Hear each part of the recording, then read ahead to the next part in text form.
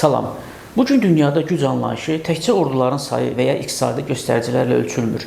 Artıq dövlətlərin gələcəyini müəyyən edən əsas amillərdən biri elmdir. Daha dəqiq desək, tədqiqat və inkişafa yatırılan sərmayələrdir. Son statistikalar göstərir ki, bu sahədə qlobal liderlik uğrunda yarış kəskin mərhələyə daxil olub. ABŞ 10 illiklər boyu qoruduğu mövqeyi itirmək təhlükəsi ilə üz-üzədir. Çin isə səssiz, amma ardıcıl şəkildə önə keçir. Bugün hadisələrin arxasında rubrikasında dünyada tədqiqat və inkişaf uğruna gedən bu görünməyən mübarizənin pərdə arxasına baxacaq.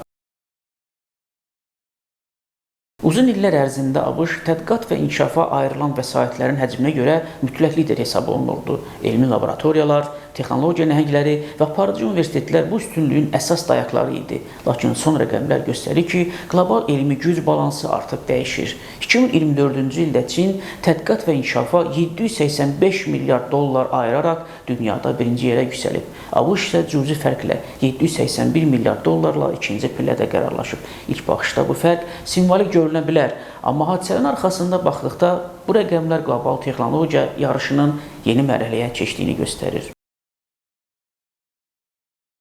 Çinin sürətli yüksəlişin arxasında mərkəzləşdirilmiş dövlət strategiyası dayanır. Pekin elmi tədqiqatları birbaşa milli maraqlarla əlaqələndirir. Enerji təhlükəsizliyi, süni intellekt, biotexnologiya və qabaqcıl istehsal texnologiyaları prioritet sahələrdir. Tədqiqatların böyük hissəsi dövlət laboratoriyalarında aparılır və konkret nəticələrə fokuslanır. ABŞ-da isə tamamilə fərqli model mövcuddur. Burada elmi tədqiqatların əsas yükünü özəl sektor daşıyır. Amazon, Alphabet, Microsoft kimi şirkətlər həm texnologiya istehsalçısı, həm də elmi investor rolunu oynayır. Bu yanaşma innovasiyaların bazara daha sürətli çıxmasına imkan verir. Lakin eyni zamanda fundamental elmin uzun müddətli inkişafı bəzən kommersiya maraqlarının kölgəsində qalır. Asiya isə bütövlükdə qlobal elmi xəritədə daha görünən mövqeyə çıxır. Cənubi Koreya tədqiqat xərclərinin ümumdaxili məhsul istehsalına nisbətinə görə dünya liderlərindən biridir. Hindistan isə insan kapitalına və rəqəmsal texnologiyalar əsaslanan model qurur. Bu proses Asiyanın təkcə istehsal yox, həm də bilik mərkəzinə çevrildiyini göstərir.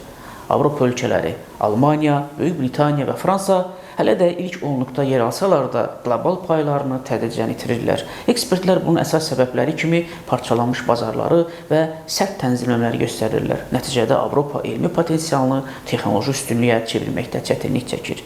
Bugün tədqiqat və inkişaf sadəcə iqtisadi artım aləti deyil, süni intellekt, kvant texnologiyaları və yaşıl enerji sahəsində liderlik, gələcək hərbi, iqtisadi və siyasi gücü müəyyən edir. Dövlətlər bu səbəbdən tədqiqatlara və elmi araşdırmalara milli təhlükəsizlik məsələsi kimi yanaşırlar. Beləliklə, hadisələrin arxasında aydın görünür ki, qlobal tədqiqat və inkişaf mənzərəsi tək qütblü strukturu geridə qoyur. Çin və ABŞ elmi texnoloji yarışın iki əsas mərkəzinə çevrilib. Asiya isə ümumilikdə qlobal innovasiyanın ağırlıq mərkəzinə doğru irəliləyir. Avropa və Yaponiya üçün əsas çağırış bu yeni reallıqda rəqabət qabiliyyətini qoruyacaq çevik və koordinasiyalı elmi siyasət formalaşdırmaqdır. Bu yarışın qalibi isə yalnız daha çox xərcləyən deyil, biliyi daha effektiv şəkildə real texnologiyaya çevirən tərəf olacaq. Belə, hörmətli tamaşaçılar, bizi izlədiyinizə görə təşəkkür edirik. Sağ olun, gələn görüşlərədək.